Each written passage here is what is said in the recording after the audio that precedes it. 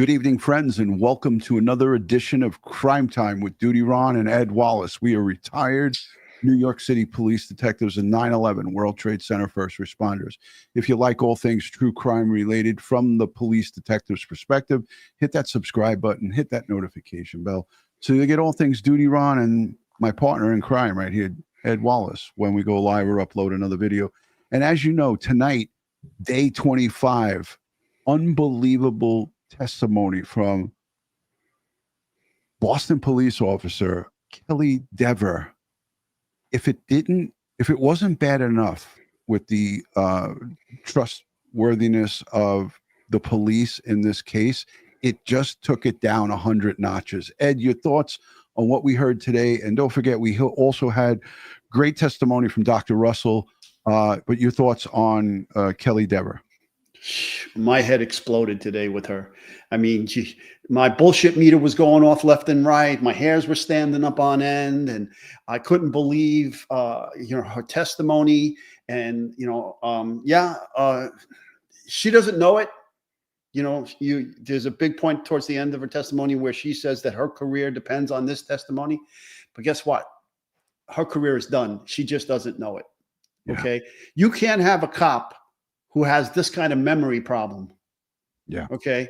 So either she's got a memory problem, which maybe a medical condition, maybe a neurological condition, or maybe a psychological condition. She's incompetent, or she's a liar. Okay. You choose, or she could be some combination of the three. All right. There's no doubt in my mind what transpired here. Okay. She saw something. Yeah. She saw something and she reported it to the feds. Okay. There's no such thing as a false memory. Okay. And she saw something on that monitor, whether it was at the time that it occurred or a video of it later. Yeah. She saw it. She said something. And I believe, in my heart of hearts and my police sense tingling, somebody got to her. And this is what's happening. Listen, she's a 2-year wonder. She's a rookie as far as we're concerned, as far as any seasoned veteran's concerned. And in my opinion, Kelly Deborah claims that she had distorted memory. And when you hit the nail right on the head, Ed, she either saw something after the fact by watching a video from the Sallyport, and then obviously the FBI comes in August 9th of 2023. That's some 18 months later, Ed and audience. 18 months later, she tells them that she saw Brian Higgins and the Berkowitz, Chief Berkowitz go into the Sallyport. And I wrote this down for, what did she say? Where is it? She saw Brian Higgins and the chief in the Sallyport for an uncomfortable period of time. And now wildly long period of time. Yeah, I have so many notes here. It's like going through it. But she was interviewed on 8/9 of 23 by the FBI. And then all of a sudden, magically, the chief of police, calls her into his office. Commissioner.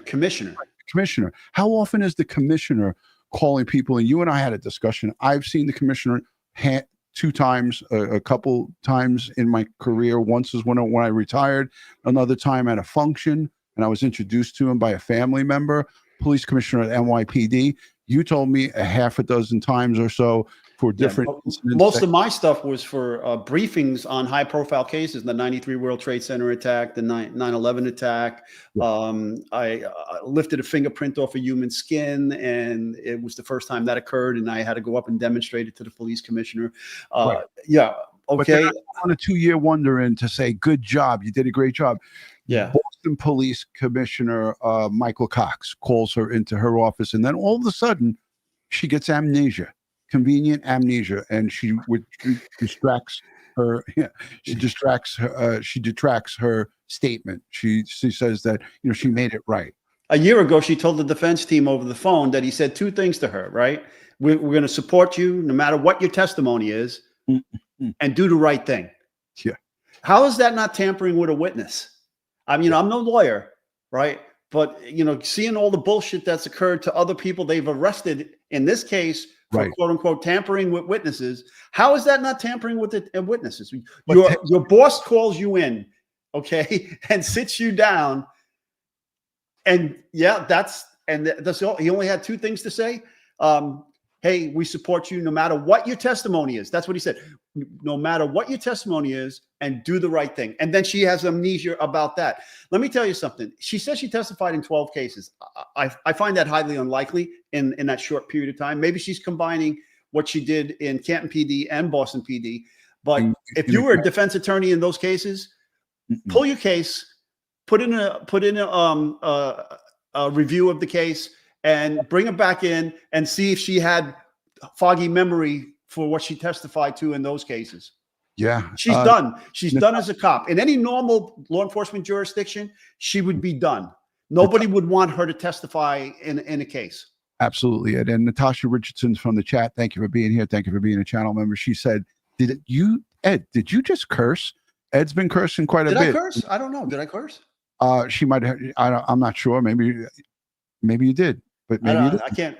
My memory's gone. I can't remember. Did you see the police commissioner? Another thing too, what I was trying to say before, but is she, to add insult to injury, accused Alan Jackson and the team. She didn't actually say himself, but he was the one who was.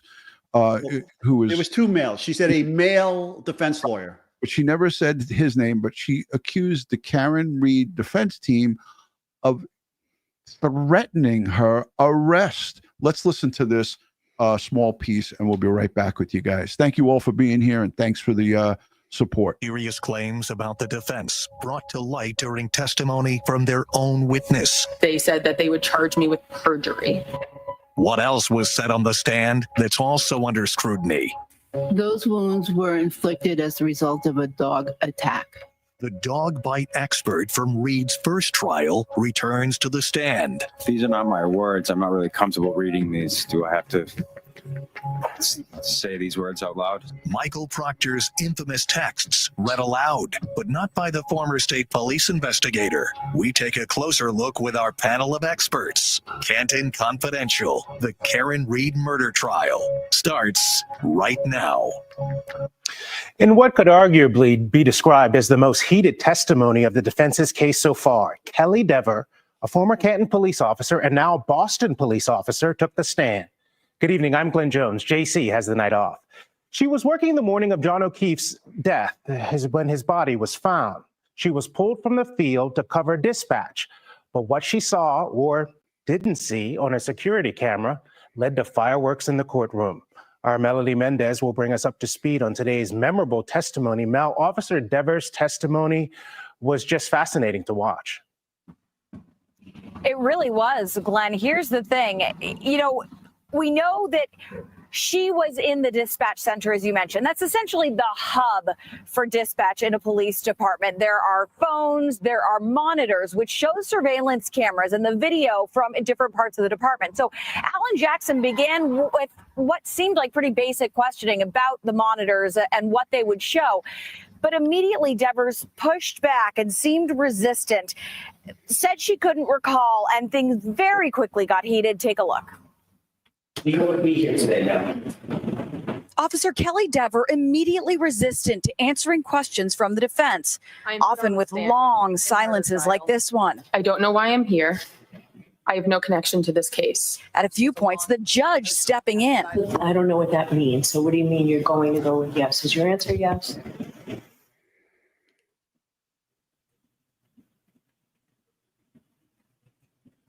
I'm going to pause this just for a second because I was trying to type something, but my keyboard's malfunctioning.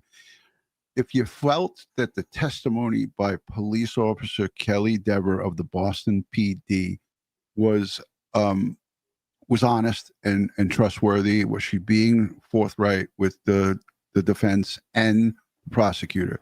Press a 1 if you thought she was being honest today. Press a 2 if you didn't feel she was being honest. I'm already registering my number 2 right now. But did anybody at this point think that she was going to start crying? Ed, I thought she was definitely going to cry here. At this point, there's no reason for any of this and her deflecting and obfuscating and not wanting to answer the question. She knows the answer, and she's lying. She won't give listen. You can lie by omission. You don't have to. You can. There's many ways to lie. All right. So she knows the truth, and she won't give him the truth. All right. She told the FBI. And by the way, that's another thing. But Judge Bev never wanted the FBI mentioned, right? And she doesn't want anybody to mention it. They said agent. Also, she didn't want ever mentioned the first trial. Well, this witness mentioned the previous trial multiple times. So that door's been kicked wide open. Then this witness right here, mentions the FBI. So that door's now been kicked open. A witness kicked open that door. Okay? And there was nothing to stop her. That's the messed up part, is that Judge Bev heard it over and over and over again. Previous trial. And then that famous FBI, almost like that was like, there's no way as a cop that she should be intimidated by a defense attorney saying they're going to lock her up for perjury, because I don't believe that ever happened, first of all. Right. And as a cop, you should know that a defense attorney can't lock you up for perjury. They can say, if you don't testify honestly, there could be perjury charges here. Okay. Right. They could say something like that. And there's no doubt in my mind, that's probably what they said. Okay. That, if you don't testify, truthfully, there could be perjury. Okay. Yeah. Now, saying that they're going to lock her up, she knows as a cop, that's bullshit.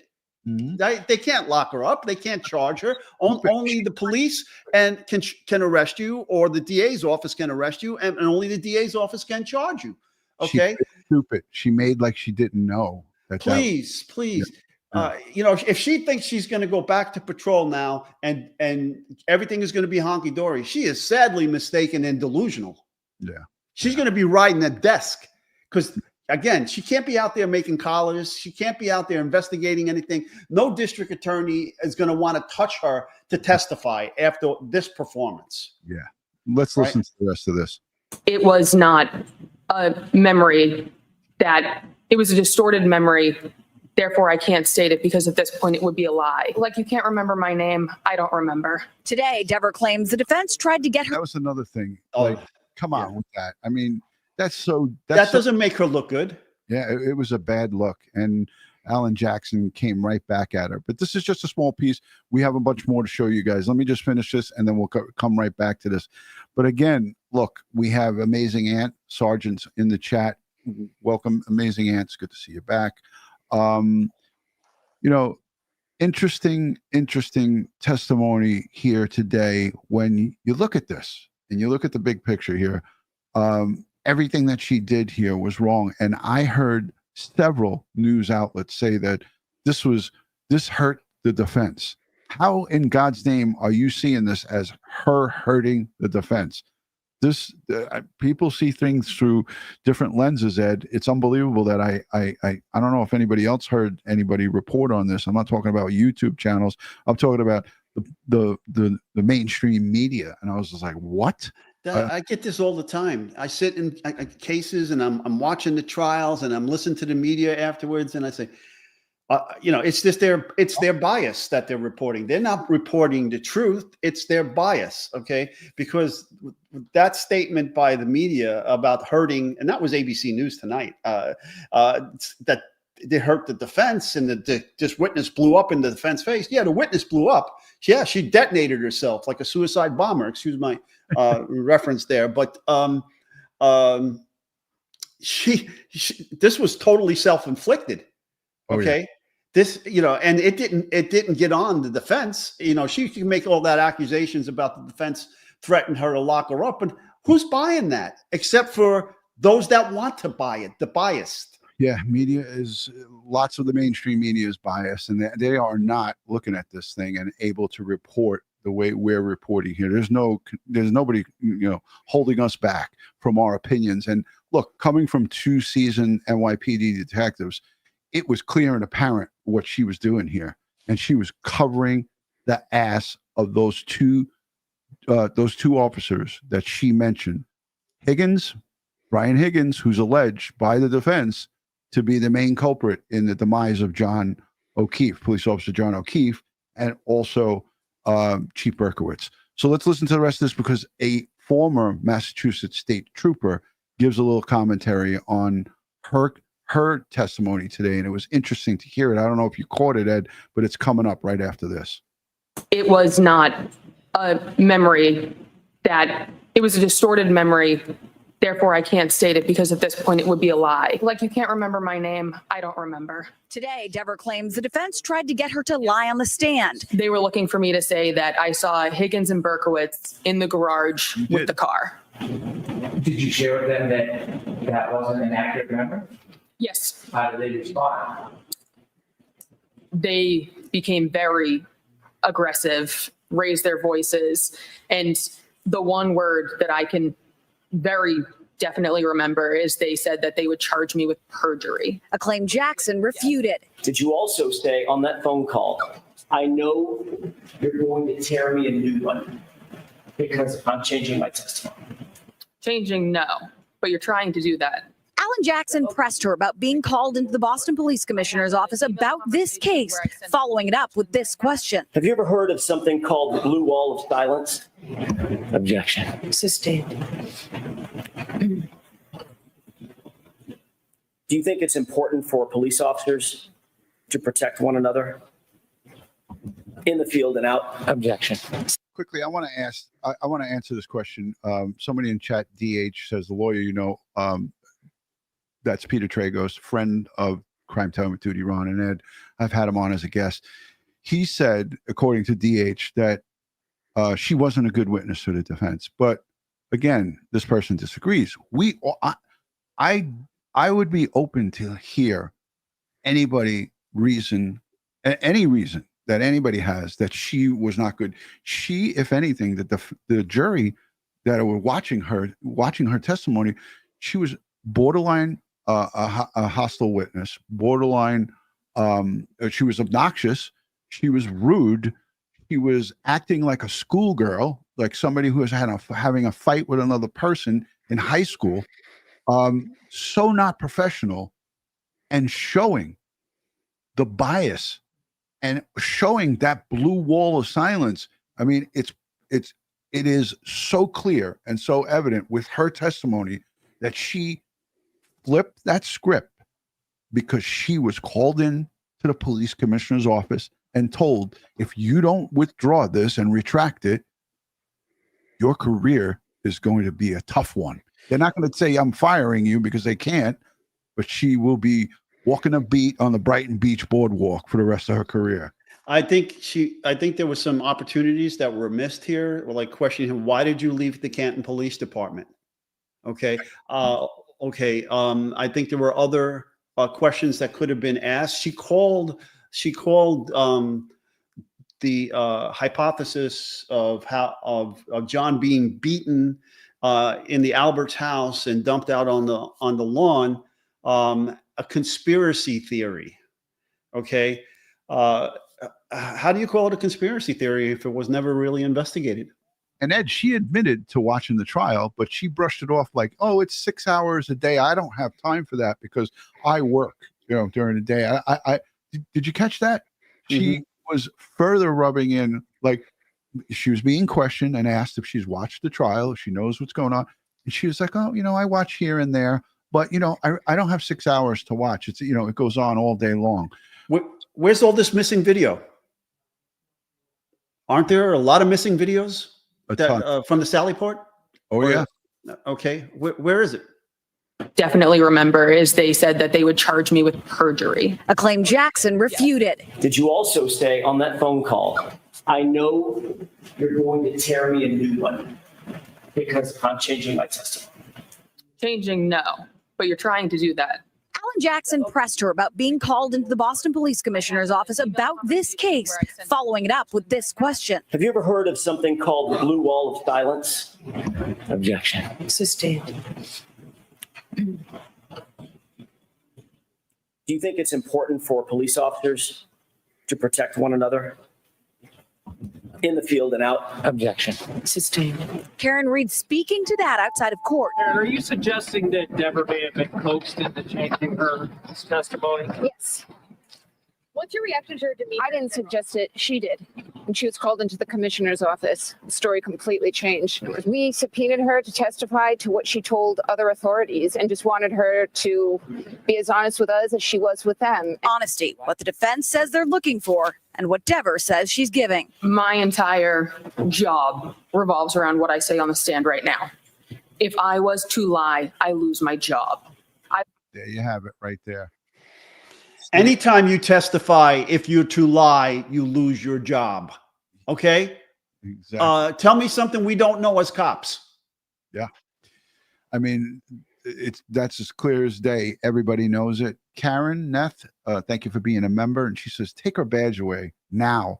Way too immature. Listen, she is a Canton High School graduate. She was born and raised, or a good part of her childhood and growing up. She is a Cantonite 101. She's been in Canton for a great part of her life. And she showed it. She showed her true colors here today, and it was a very bad look, ladies and gentlemen. Honesty, what the defense says they're looking for, and what Deborah says she's giving. My entire job revolves around what I say on the stand right now. If I was to lie, I lose my job.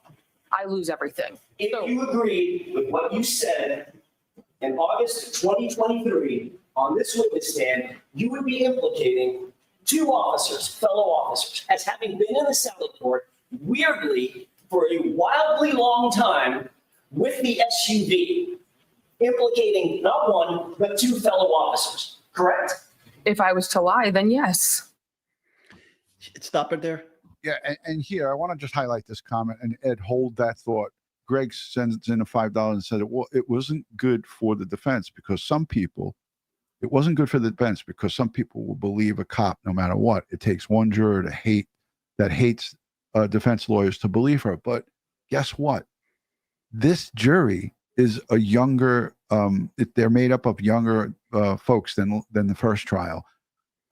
If they've been paying attention from the day one, this is week 7, folks. If they're paying attention from day one, they're not just seeing this here today. This is day after day after day with witnesses that are being less than honest, that are coming up with changed stories. Ed, go ahead with your thought. This just plays into the totality of all that the defense has been saying in all of their cross-examinations during the prosecution cases. The sloppy police work, 0 to none chain of custody, the improper protocols for forensic evidence, the improper handling of the evidence, improper handling of witnesses, not interviewing people for years later, not doing reports for years later. This all missing videos, this all falls in. I mean, if you look at the totality of all of what transpired here, okay. And then having seen what these same players have done in other investigations, then you got to ask yourself, why did they deviate so much in this investigation? Okay. And, you know, I mean, it doesn't take a rocket scientist, okay, you know, or a bogus engineer dances with dummies, okay, to figure this out. Okay. I mean, it's plain as the nose on my face, and believe me, it's a big nose. Okay. They know the jurors sitting there, and you know, you don't have to be a cop hater or you don't have to be a cop lover to look at this and say, yeah, something's rotten here in Canton. Mm-hmm. Amen. All right, brother. testimony resumes tomorrow at 9 a.m. here in Dedham. Glenn, back to you. Melody Mendez at the courthouse. Thank you. Today's testimony from Officer Deborah was compelling in so many ways, and joining us to talk about it now is retired state police trooper turned security expert Todd McGee. Todd, I'm so grateful you are available on short notice, because this dramatic clash between Deborah, a defense witness, and defense attorney Alan Jackson really caught everyone's attention today. Should we expect that all police officers receive some kind of training for testifying at trial? And did it surprise you to hear that as a rookie cop ahead of testimony, she got time with the police commissioner, Michael Cox? Well, Good evening, Glenn. Thanks for having me. Yes, police officers do go through courtroom procedure training and the understanding of how to conduct yourself in a court of law and all of those sorts of things, as you might understand. What was interesting about her testimony today, she was obviously nervous about this perjury issue that came up in the prior testimony and an interview with the federal agents. So, then what came up in the trial regarding the interview with Superintendent Cox was where the defense really tried to pinpoint where her testimony may have changed. So interesting to see the dynamics in the courtroom, very heated exchange at times. But again, this is, not unlike we've seen from other witnesses. When Officer Deborah said her livelihood is dependent on her testimony, some interpret that as picking no sides and siding only with the truth, but others see it as code for the blue wall of silence. How did you hear it when she said that? I saw that as her trying to actually protect herself in that response. So, an average police officer is going to say, yes, we should protect other police officers in the field. That's what we do. That's why we call backup. Now, the context is in the form of the blue wall of silence. So in that challenge, she paused, hesitated, and thought well and deep about what her response was going to be. Yeah, so the question now is whether or not that's seen as credible by the jury. Todd McGee, thank you so much. So, Ed, I wanted to say this, look, the FBI didn't just go to BPD and say, we want to interview Kelly Deborah. They went and they did what they do. They interview everybody that's possible or anybody that they feel has had contact on that night with anything inside that precinct. So she's not the only one that they interviewed. Right. And, well, that's what I was saying. How did they target her? How did they come to her so many years later? Right. Because she was working that night in the dispatcher's office when Higgins came in. Okay. He was also not the only one working, because she described getting that phone call from the lieutenant and he told her, hey, go back in, relieve this guy on the 911 board. You stay for overtime. So she wasn't the only person. That's a 30+ man department and a nor'easter. So that they were holding people over and people were working. She was held over. She did overtime, and then she said her overtime ended at the 15:45, like 3:45. Okay. But did she actually leave? She said on the testimony she left. Did she actually leave? Did anybody investigate whether she hung around or maybe she was so tired she took a nap at the precinct, because apparently they're known to do that there. Okay. I brought that up, Ed, is because people might looking at this thing might be saying, well, the FBI went just after her. No, they interviewed multiple people and everybody that was on duty and active during a certain time frame. And I don't know how far back they would go, but it would probably be the beginning of that midnight tour going straight into the next day. So multiple lieutenants, supervisors, and so forth were interviewed by the FBI, probably got nothing from them. She's a rookie. She thought that she wanted to be, helpful and at that time and truthful. And she told them, because again, it was 18 months later, she told them what she perceived that she saw.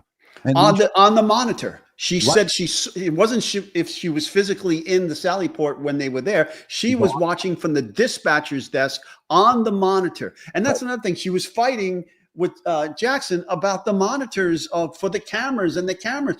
I mean, these are silly things. Why? And this is why you can't trust anything she says. There's no reason to nitpick all these little details when listen, if Alan is asking you, he already knows the truth, right? When any a good defense attorney or prosecutor asks you a question, they already know the answer. Of course. Yeah. Okay. So, I mean, why argue and why obfuscate and why deflect and why all this anger and so forth? You put yourself there. You said something to the feds. The feds turned it over to the defense team. And then you wondering why you're on the stand? Yeah. Just a lot of hogwash. And again, like I said, if anybody was not feeling good about the police, this is more reason to not feel any better about them. I want to play just a short period, just a small piece of this. This is when she first took the stand with Alan Jackson coming at her with questioning. It just started it started slow, but then it built. So let's just take a listen to this. This is a 12-minute clip. I'm only going to play maybe 2 or 3 minutes. Last name Dever. And what do you do for a living? I'm a police officer. Where are you employed? Boston Police. How long have you been still employed with the Boston Police Department? 2 years and a little over 2 months. Where'd you work before that? I worked for the Canton Police. Were you a sworn officer at that time? At what time? When I was employed there? When you were employed by the Canton Police Department? Yes, I was. As a sworn police officer? Yes. Okay. What was your duty assignment in January of 2022? I was a patrol officer. You're familiar with the case that's presently before the bench, correct? In some capacity, yes. Commonwealth versus Karen Reed. Yes. All right. Did you ever prepare any kind of report based on any of your conduct or your connection with this case, if there was any connection with this case, while you were a Canton police officer? No. Were you ever interviewed by any member of the Canton Police Department in furtherance of their investigation related to the death of John O'Keefe? No. Were you ever interviewed by the Massachusetts State? Did you see how she laughed there? Like it was almost funny for her when he asked that. She's like, no. Everything about this interview here, this direct by Alan Jackson, was it went very bad and very south. It took a deep nosedive real fast. People were saying she was smug, she was nasty, she was combative, she was all of the above, folks. Police. Let me finish the question. I got to finish the question, then you can answer. It works a little better that way. Were you ever interviewed by any member of the Massachusetts State Police in furtherance of their investigation into the death of John O'Keefe? No. Were you ever interviewed by either the Canton Police Department or the Massachusetts State Police with regard to any of your observations on January 28th or January 29th, 2022? No. And you never wrote a report about your observations or any observations that you had on January 28th or January 29th, 2022, correct? No. That was a double negative. Let me try that a different way.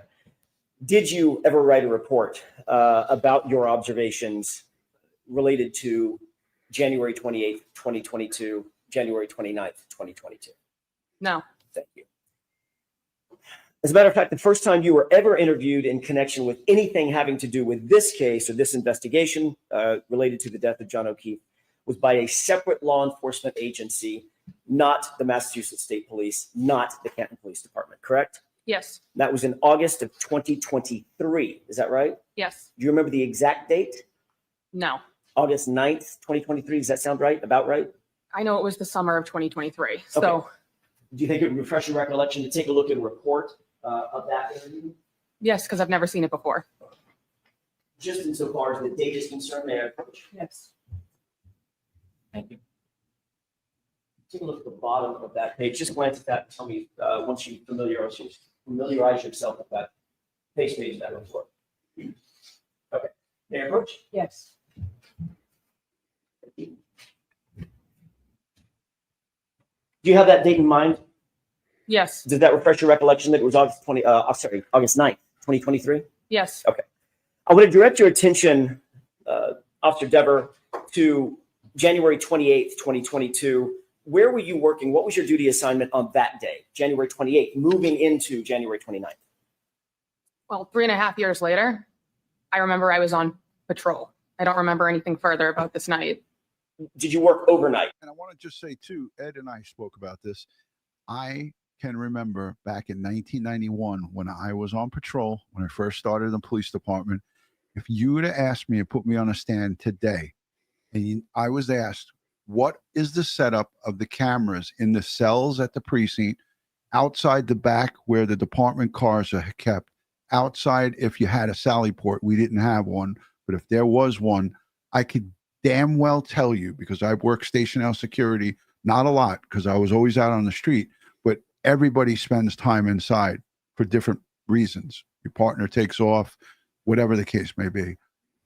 I was asked today in 2025 about 1991, I would be able to tell you exactly how the monitors were set up, where the most important points were. That Sallyport is a very important part of security inside station house. And if you're working the 911 switchboard and a lieutenant tells you to go and work it, he's not going to send somebody that is incompetent. So for her to say that after 3 years, it's really not clear to her, that is, I wish I had a bullshit button, because I would hit that fucking button like a madman right now, because this shit pisses me off, because she's lying through her teeth.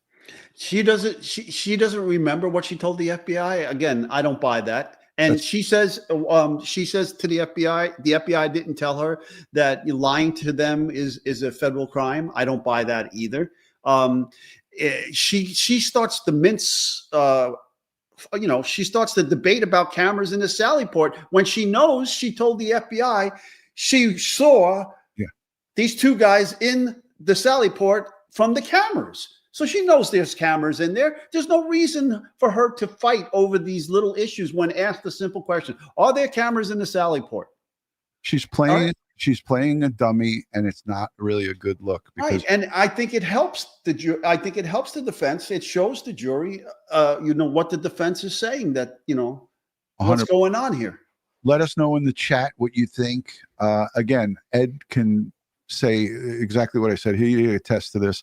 And when he worked in a precinct, you knew every part of what was on that surveillance. And those cameras back in the day weren't great that we had, but we did have them. We had to have them on the cells in the back of the precinct where people were locked up or waiting to go to central booking. And we needed station house security. We needed to know that no one was lighting a fire around the precinct or setting a bomb or wait, did I just say a bomb? Well, yeah, I did. Station house security was very important. And if you worked that desk behind the desk, you knew it. And if you're working a 911 dispatch console in the year 2022, it is much more well equipped, camera wise, technology wise, and everything. And I say bullshit to this testimony. Let's listen to more. Like a late shift going into the morning of January 29th. That was my assigned shift. So yes. Okay. Who else was working with you on that particular day, if you recall? Sergeant Good, Officer Mullaney, Officer Seraph, and Officer Pastorelli. And what generally was your assignment when you went into work that night on January 28th? Patrol. At some point, either that evening in the early morning hours of January 29th, did you note that a call came in related to a person found in the snow, unresponsive in the snow? Yes. Tell me about that. The nature of the call and where were you? I was in my cruiser. A call came in that said person in a snowbank, something along those lines. Immediately followed by that transmission, my sergeant requested that I come to take over dispatch. Is that Sergeant Good? Yes. Okay. Did you, in fact, respond back to Canton PD to take over dispatch? Yes. So I was already in the parking lot of the Canton Police while this took place. So I was already at the station. Did you note whether or not Sergeant Good and or any of the others responded to the location while you stayed back to handle dispatch at the police department? Yes, that's why I went inside so he could respond. The only time she gets a shady memory is when she's asked about things that are most important. And also when she's asked why she is here today inside the courtroom, you all remember she said, I have no idea why I'm here. That too was another bullshit meter. Like Ed is throwing bullshit flags left and right. That was a load of horse shit. And she said it multiple times. So crazy.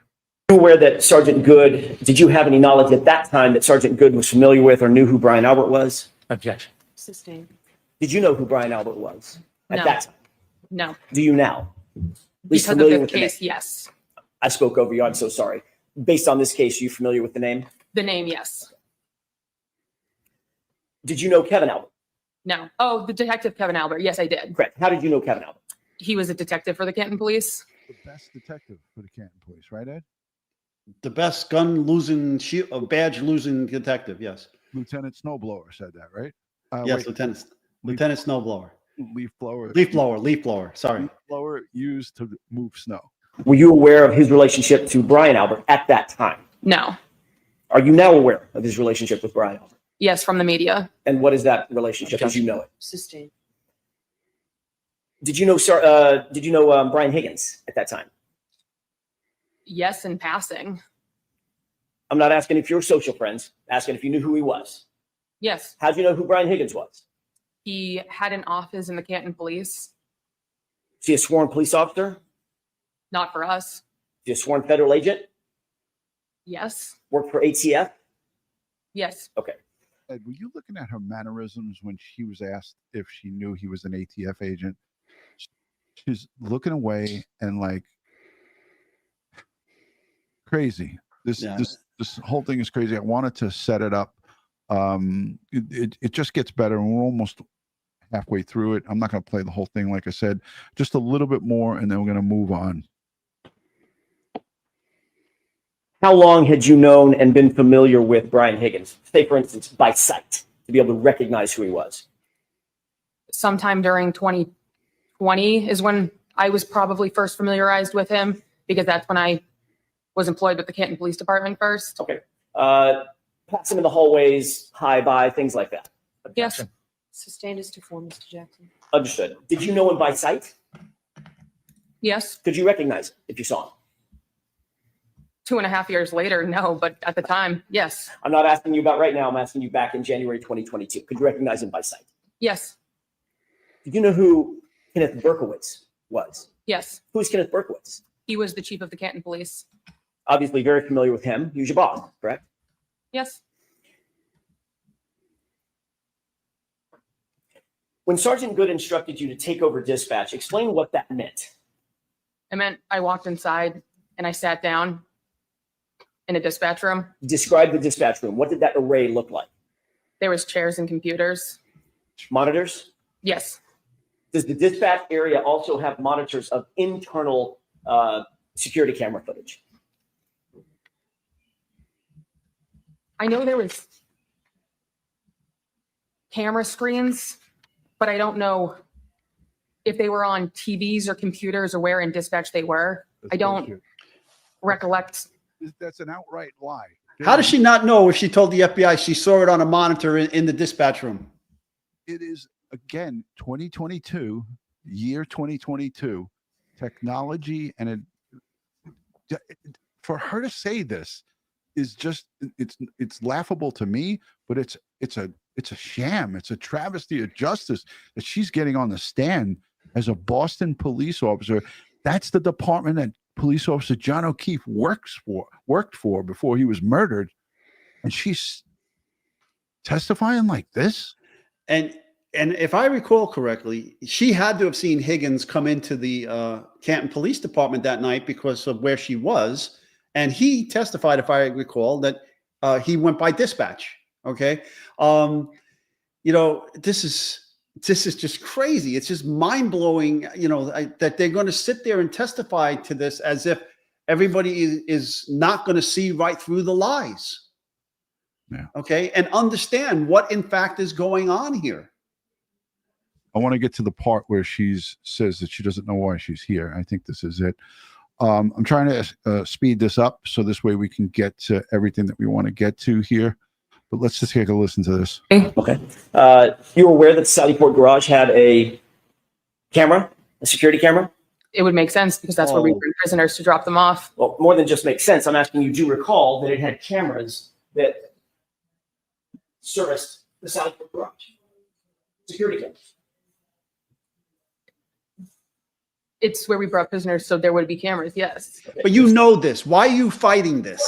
And making a smirk, like a smiling smirk. I just want to slap that smirk right off of her face because she did it throughout all of her testimony. Like looking to the right and smiling out the side of her mouth. Oh boy, I hope the feds are watching all of this. I hope they're watching this, and the Justice Department is watching this. They need to swoop down on this town and take care of business here. Yes. According to the media, yes. I've seen the footage. So yes, there were cameras. Well, you don't know? You told the FBI there was cameras. Strike that, officer. You have to answer the question based on your own independent. And that's another thing too. No real judge would allow this bullshit to occur in their courtroom. Did you hear the she just let out a right here. Listen to this. Am I going crazy, or did she just do that? She did a head roll and an eye roll, and then she let out a sigh to the judge. Bev said, you have to testify to not what you saw at the media, not from what it's got to be from you. And here she goes. Listen for it. And if you don't have them, tell us. But you can't reference what you know from the movie. Again, another one. All right. Another 3 times. There were cameras in the Sallyport. Thank you. That's it. How hard was that? You're a 911 dispatch. Yes, you're covering for the night, but I don't think that somebody would put. Well, they did. They put an incompetent person or someone who's playing incompetent here for us because she's full of shit. She knows everything about that whole setup because you don't go into a 911 console. People's lives depend on it. That's people that live in Canton. Listen up. I hope people that are residents of Canton on the night of the 29th, this is what was in the control room at the 911 center for the Canton police. Maybe it was better that she was taken off patrol, but I don't even know. Holy shiitake mushrooms, Ed. Talk about a train wreck. Miss Deborah, do you want to be here today? I have no relation to this case, I so didn't ask you that. I asked if you want to be here today. Objection. This isn't direct. So it's your witness. I understand. She can, no comments, just questions. Not, I understand that. Do you want to be here today now?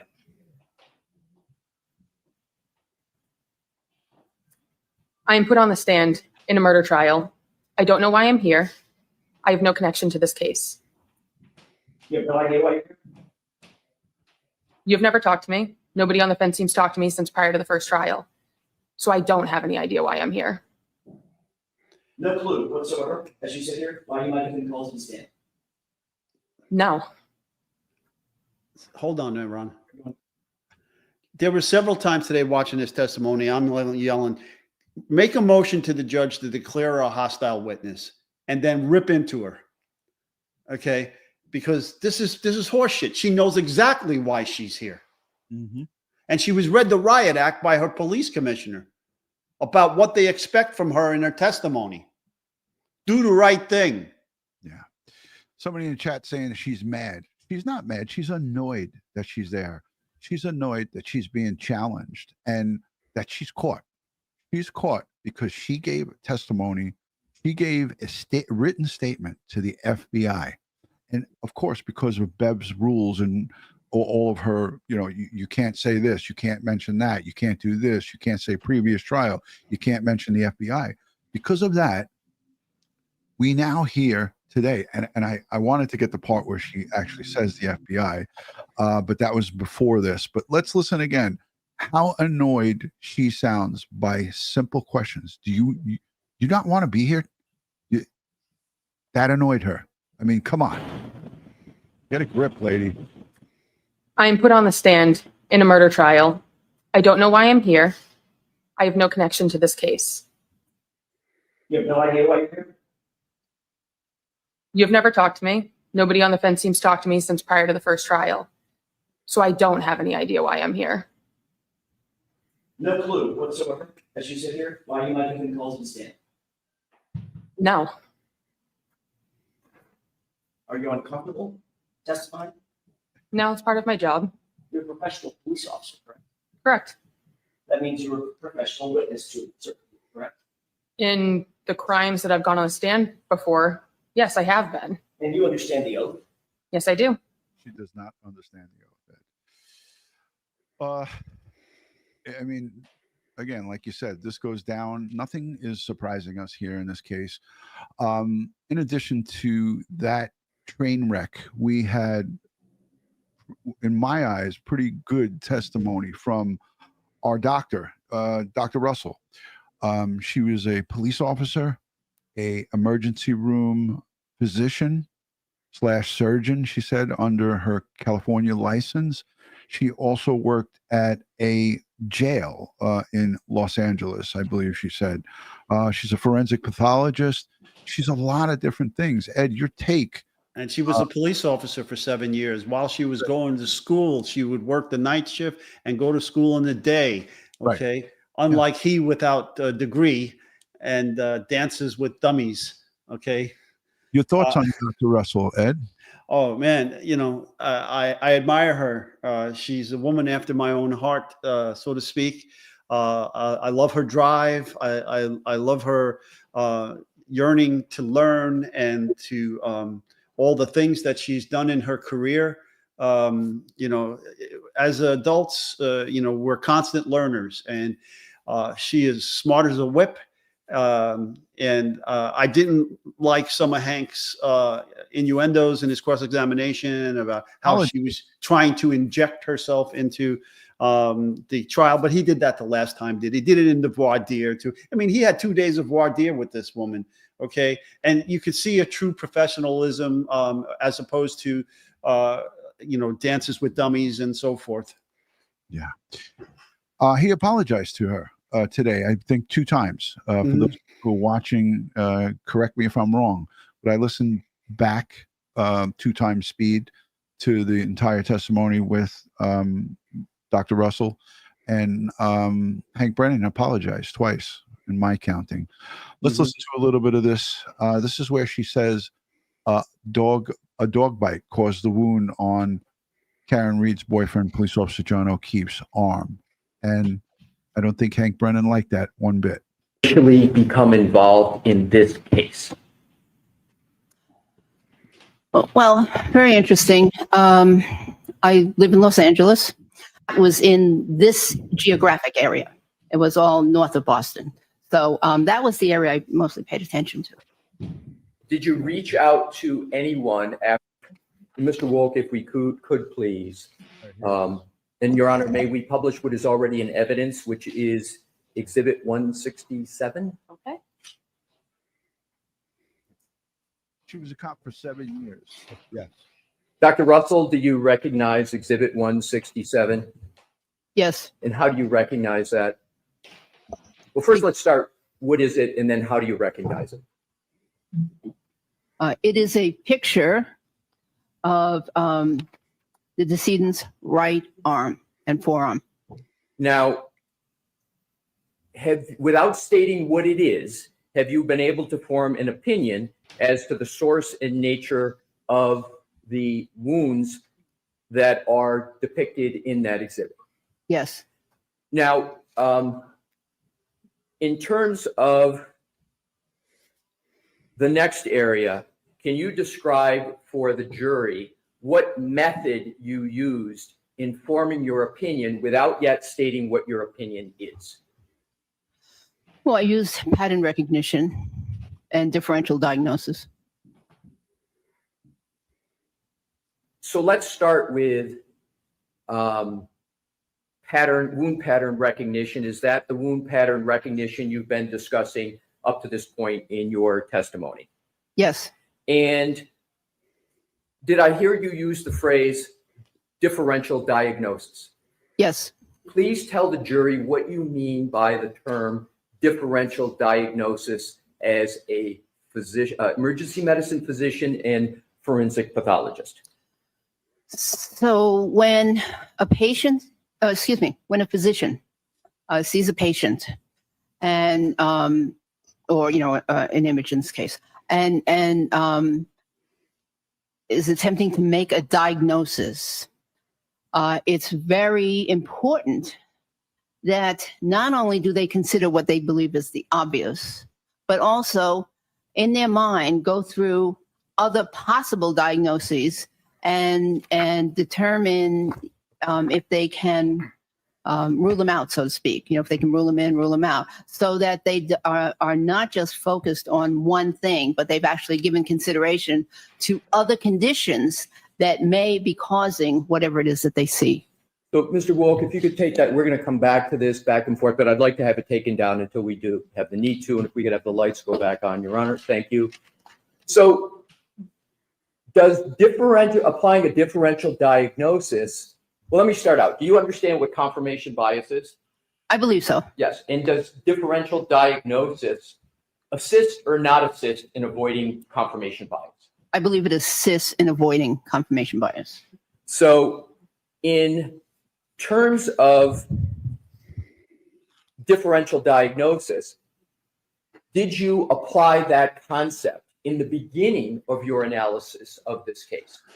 Yes. How did you apply differential diagnosis to, among other things, avoid confirmation bias in this case?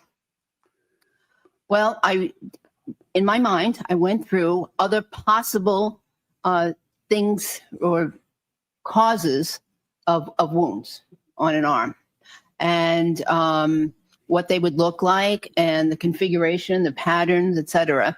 And then I figured out why these other potential causes of wounds in the arm did not fit this case. So is phraseology a synonym for differential diagnosis, what doctors call ruling out something? Is that another way to say it as well?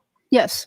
So we're going to come back to the differential diagnosis. And what I like about this is that he showed and laid out for this new jury, this is the second, this is the retrial.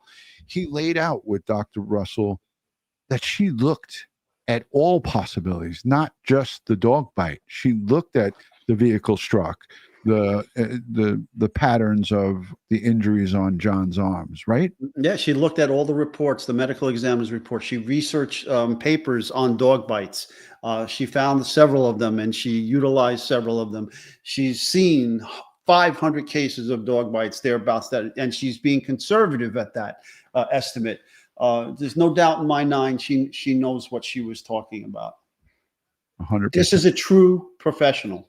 Amen. And it was a breath of fresh air after hearing the testimony from Boston police officer Kelly Deborah. This was a breath of fresh air to hear how it should be done and how it was done as it pertains to her work in this case. Right. There's one thing I want to, I saw something in the chat here. I just want to touch on it. We're going to get to the chat questions in a few minutes, but go ahead, Ed. All right. I just want to hit this one. Does anyone believe the truth will ever come out? I don't.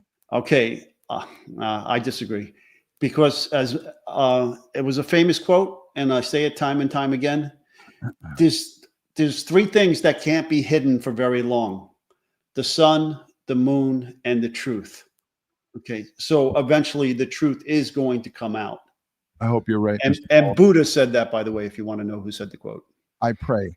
Thank you, Amy, for gifting 10 memberships. We're going to get to all the super chats and all your questions in 5 minutes. Give us 5 more minutes. Of course, we always run out of time, but it is what it is. Stating it, were you able to come to any conclusions or opinions about the source and nature of the injuries that you see depicted on that exhibit?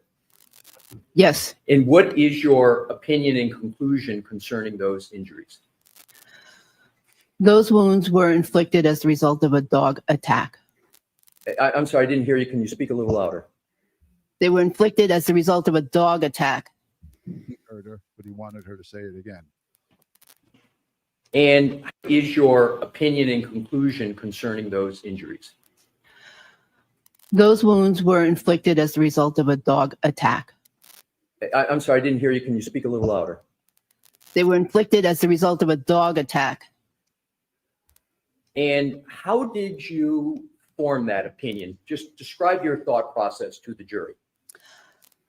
Well, there are multiple groupings of wounds. Do you have the pointer? I do. And if you could use the screen that Her Honor has requested. So there are multiple groupings of wounds right here. Here's one on the what I'll consider the upper arm, which is above the elbow. Here's another grouping. Here's an interesting, complex grouping at the elbow. These are all the posterior surface of the arm. And there's another grouping down here on the forearm. These multiple groupings are patterns. And they are, in my opinion, were inflicted by the teeth and claws of a dog. We've discussed previously pattern recognition skills and methodology, and you just.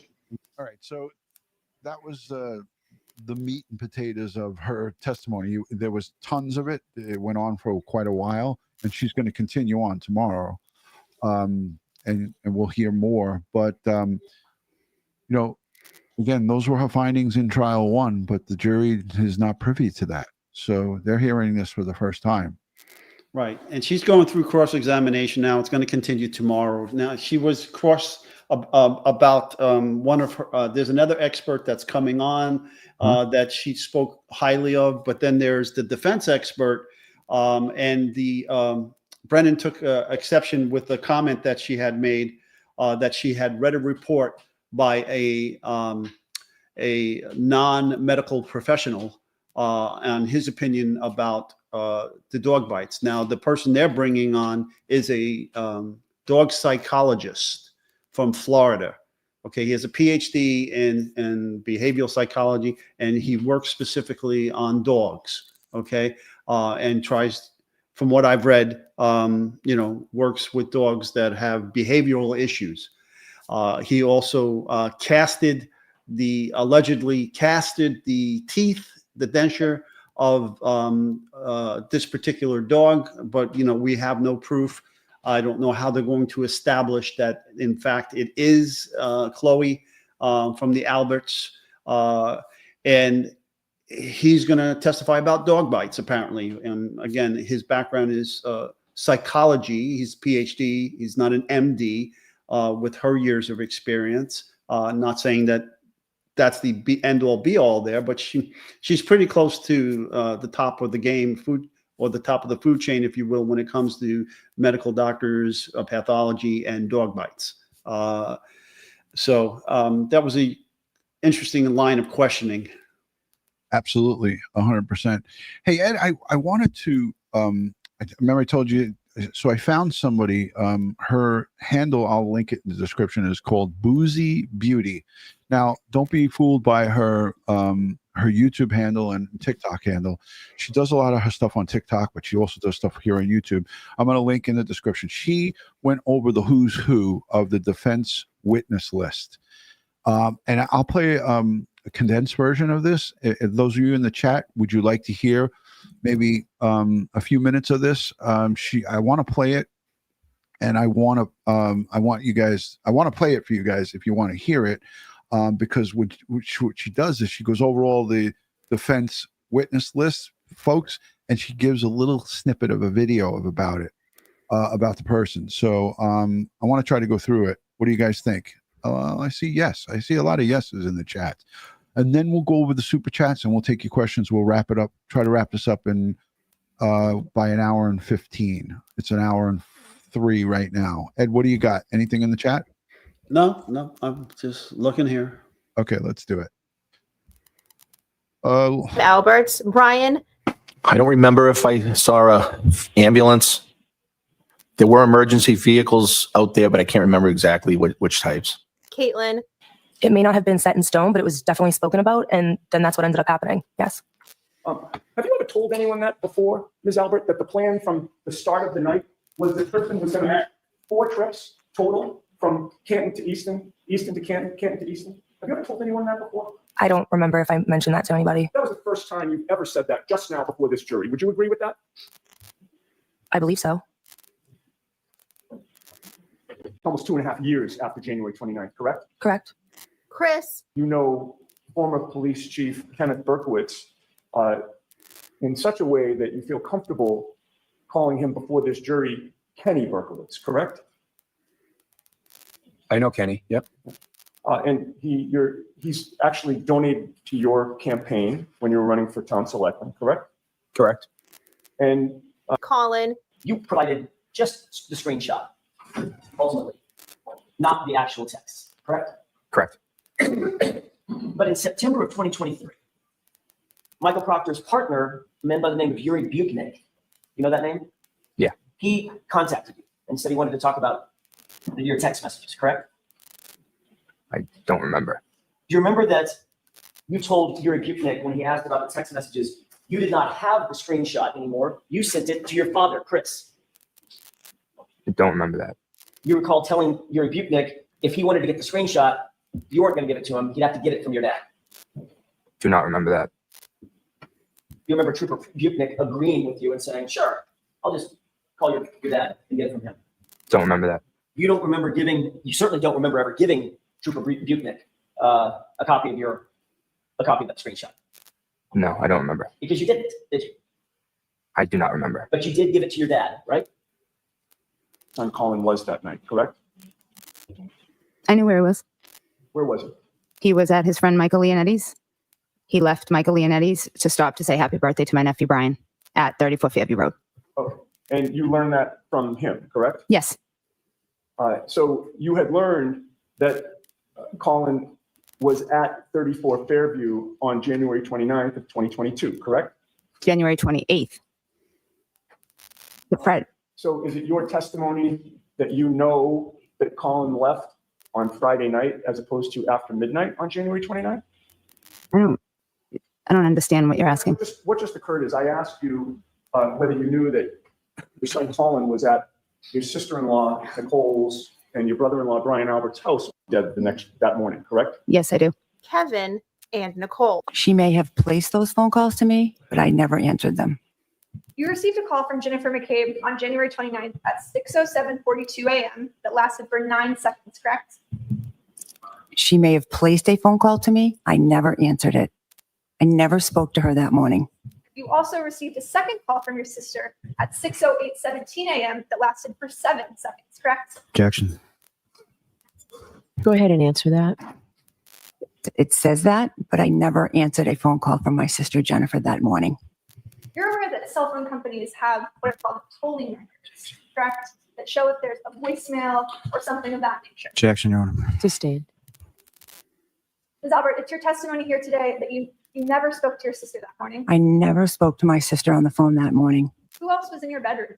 Cheryl, they actually were attacked by Chloe, Brian Albert's dog. Paul Makowski is Karen Reed's private investigator. Leslie Bernstein and Rebecca Bazin are both Canton residents, so I'm assuming they've got some stories about the local townies. Officer Nicholas Barrows is a Dighton police officer. He's the one that saw Karen Reed's taillight and stated during trial 1 that he only saw it cracked, not smashed. I saw that there was some damage to the right rear taillight.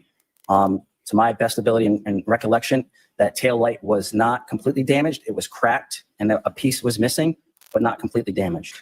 Trooper Evan Brent, we already saw, as well as Sergeant Yuri Bukwakwa. Lori Cahill's an interesting one. She actually was working at Gillette Stadium when Michael Proctor himself saw that she was wearing a free Karen Reed pin, and he goes, "You don't know who I am. Karen Reed is 100% guilty." Trooper Zach Clark, another Mass State trooper. The Curran family, who have been subjected to drama, thanks to the McAlberts. Ricky Diatano, the truck driver, the one that drove Ryan Nagel and Heather Maxson, the one that was supposed to pick up Julie Nagel. That's Ricky. Also didn't notice at any point anybody standing outside that SUV? Not to my knowledge. And you never saw anybody sitting in the snow or in the street or on the lawn outside the SUV? Not to my knowledge, And no. you never saw anybody lying outside that SUV. Is that fair to say? Yes. From the time that you were in front of the house until you left, you know, the activity around the SUV.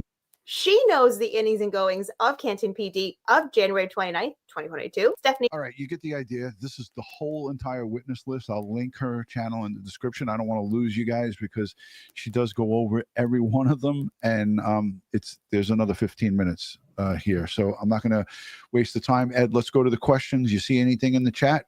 I'll go over the super chat if you haven't. Okay, go for it. Lana sends in some New Zealand cash for us. She says, "You guys rock. Love hearing your thoughts and expertise on this trial. Tuning in from New Zealand. This trial is an utter shit show. Kia ora. Thank you for being here."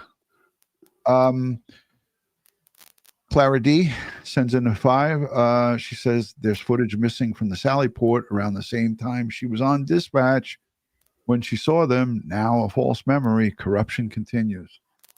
Yeah, right, Ed? Yep. Look who's here. It's the Sarge. Can she sign a 28 for me? Amazing Aunt sends in 20. She says, ciao, DutyRon, Ed Wallace, and subscribers, members. We're only 3K away from 500,000. Let's see how we can do in the next couple of days. Everybody, please remember, hit the subscribe button, hit the notification bell so you don't miss any of our videos. Mickey Duff, she's unreliable, no sense of honor. Yeah, she's talking about Kelly Deborah. Yes. Darkborn sends in a 10, Ed, and he says, how can any officer / agents, FEI agents involved in this case not be put on the Brady list? ?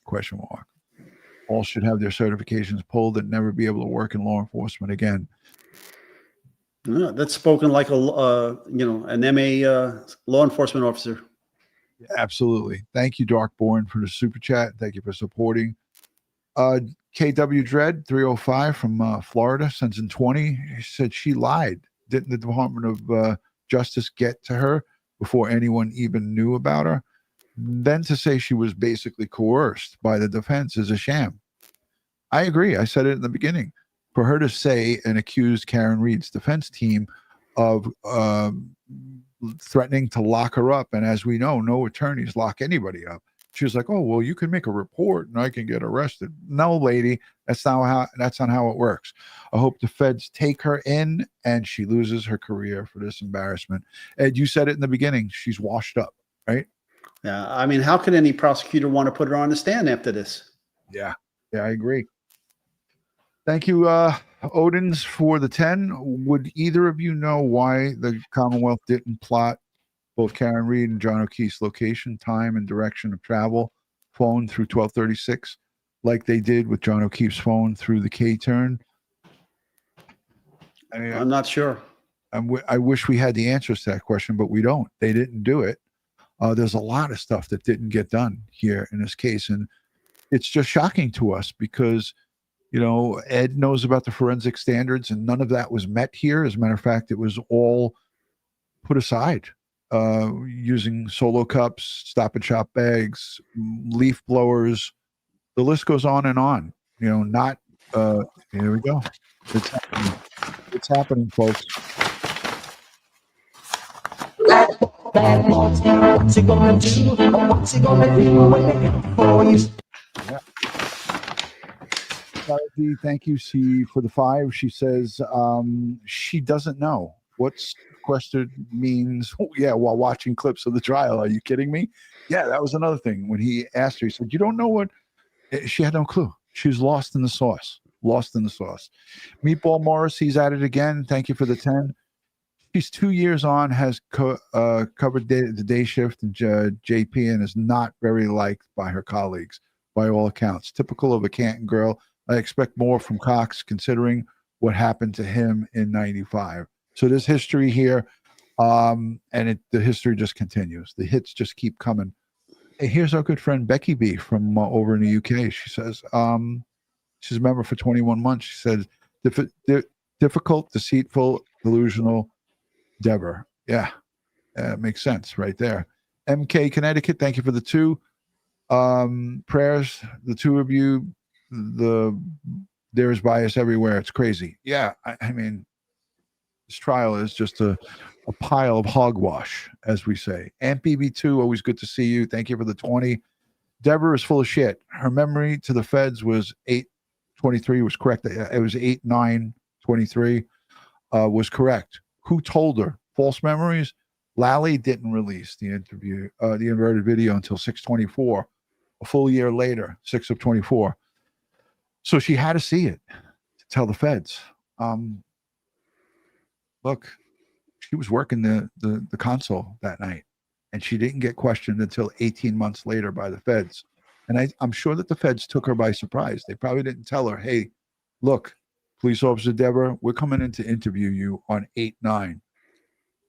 They don't do that. They don't. And she brought a Boston lawyer from the police department with her to the federal interview.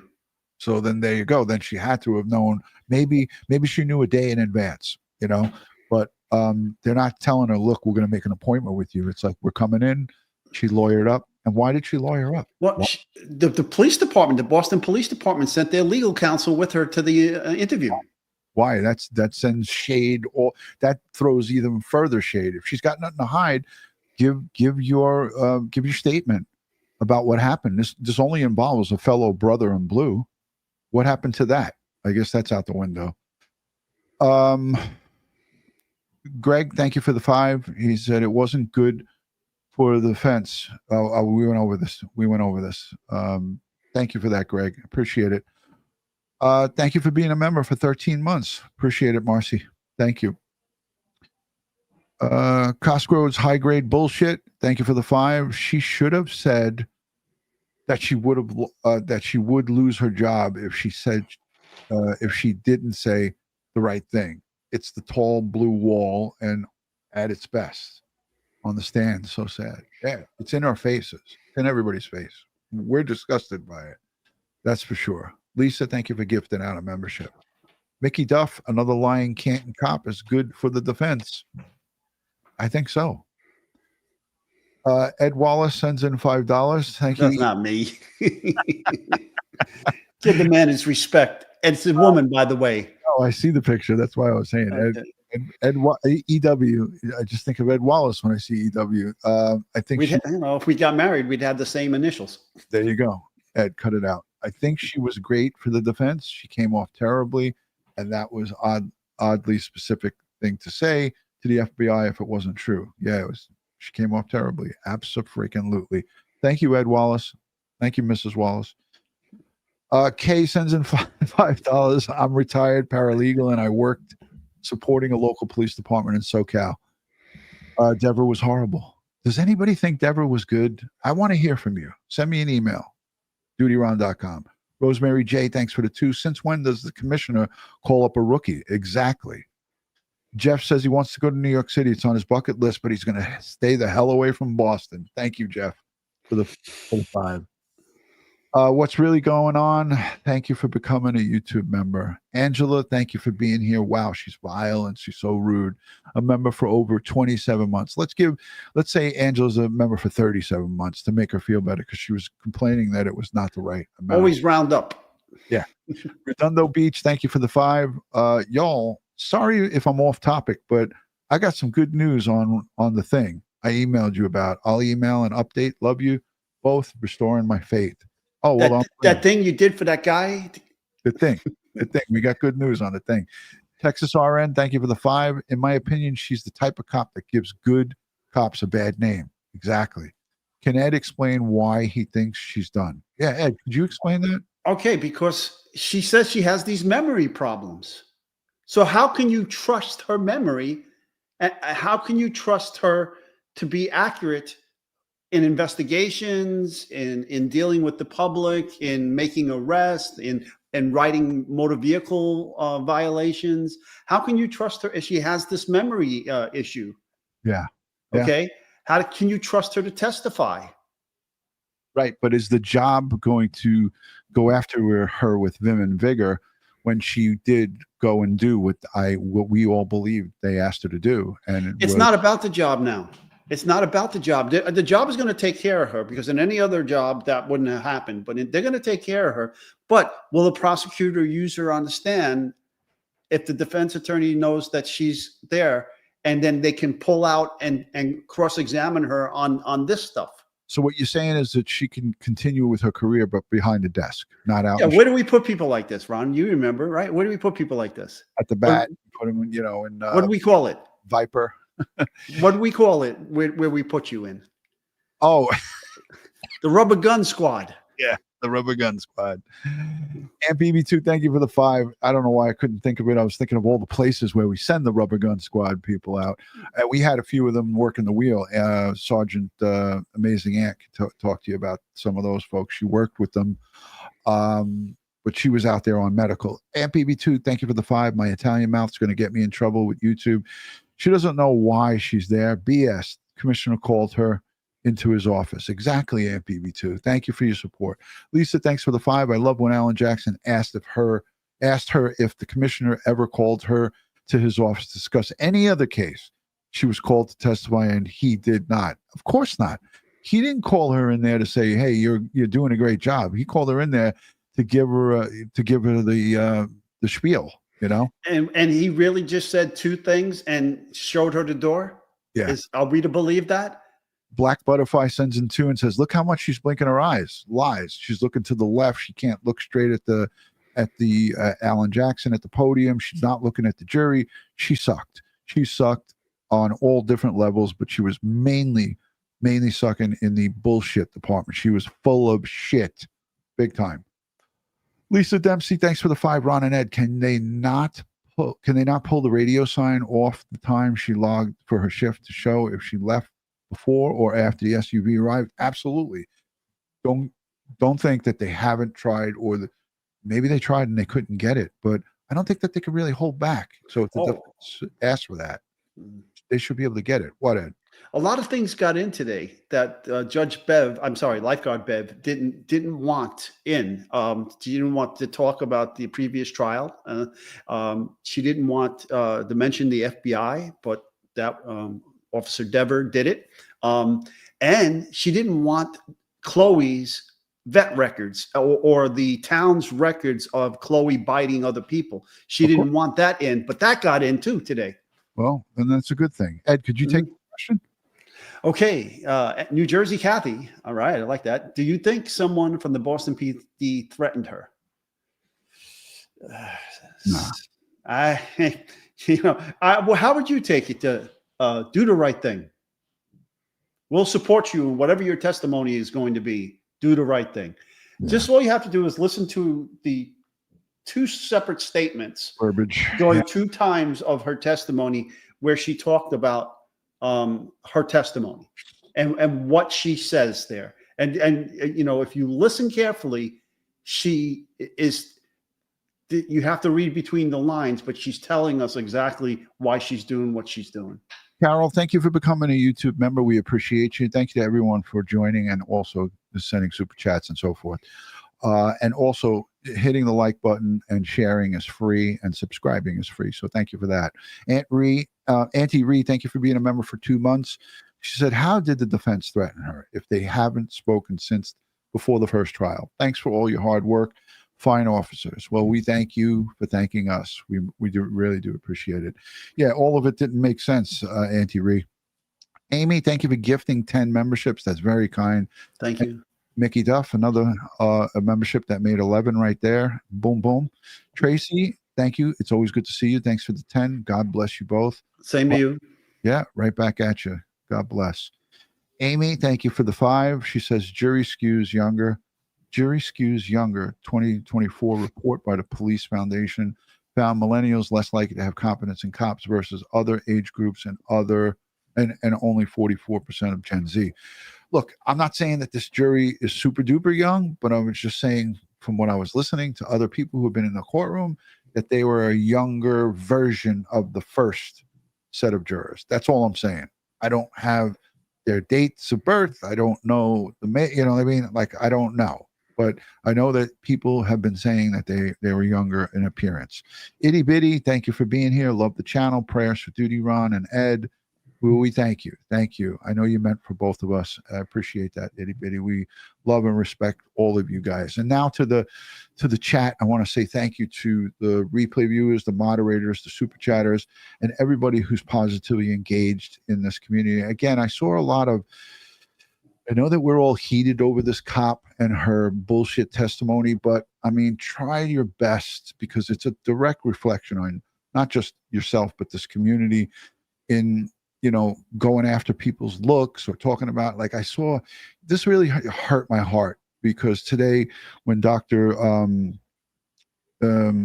when the doctor was on the stand, Dr. Russell, and she was giving testimony, people were making fun of her about her looks. And like, I'm not saying here on this channel, but on other channels, they were being critical of how she was, her movements and like all of that craziness. Like, I thought that was really in poor taste. So don't don't jump on the pile and do that, and don't support people who encourage that. So if you're going to be here, we do have moderators and stuff like that, but we're going to do the best that we can to moderate our chat, and we do it after the live is over.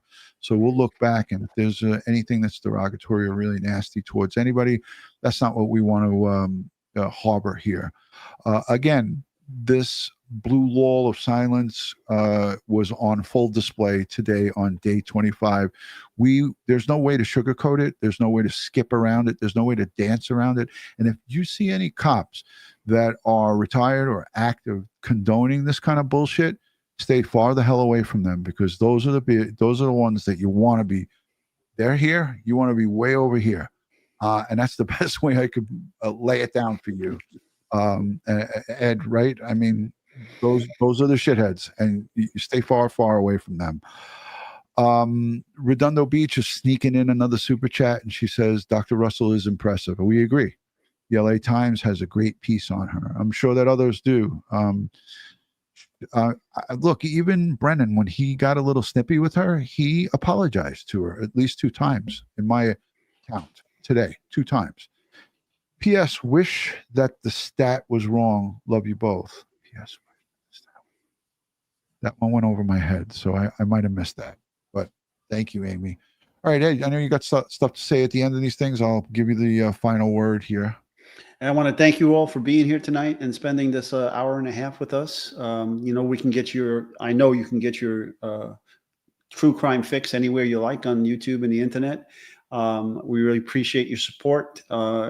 And we want to thank you for spreading the word about us. We're slowly approaching 500,000 subscribers, which is awesome. 500,000. That's awesome.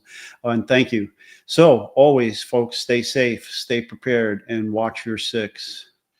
Amen to that, brother. And I want to also say thank you to all those of you who support us, not just on YouTube, but off of YouTube. I see a lot of people going over to our Facebook group, going over to our Instagram, our TikTok, and all of the various outlets that we have. We do have a Discord group for folks who are channel members or subscribers. So if you want to join our Discord group, you can join that as well. Also, the Buy Me the Cups of Coffee and the Patreon support is really, really appreciated. Buying the merch. I see a lot of you guys and girls are buying that merch like crazy. So thank you for that. We love and appreciate you all. Again, your time is valuable, and we appreciate that you spend it here with us. I know there's 100, as Ed said, hundreds of other YouTube places where you can get your true crime fix.